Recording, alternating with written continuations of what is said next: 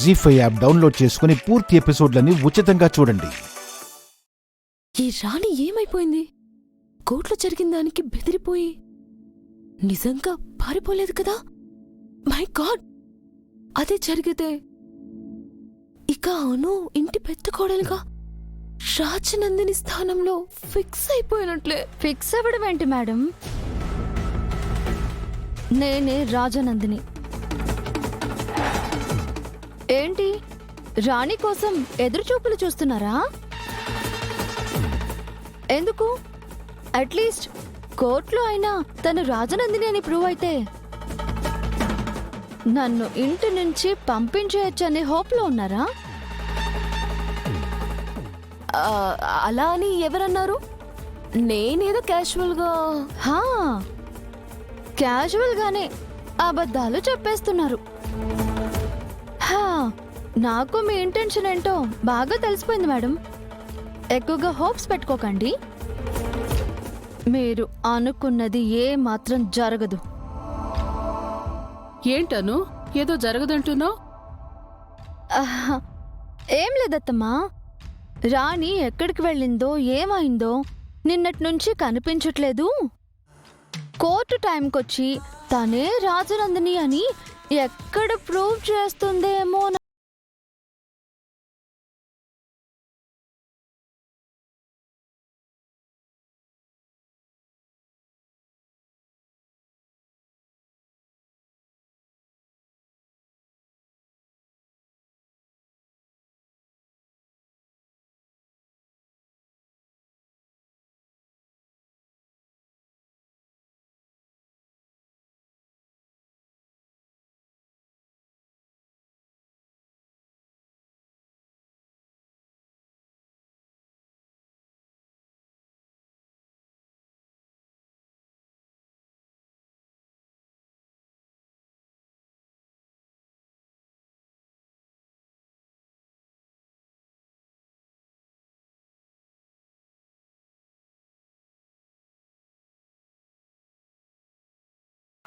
నీకా భయం అక్కర్లేదమ్మా.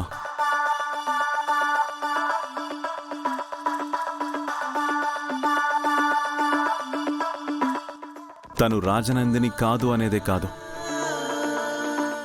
తన అసలు స్వరూపం ఎక్కడ బయటపడుతుందో అని హైడ్ అయి ఉంటుంది.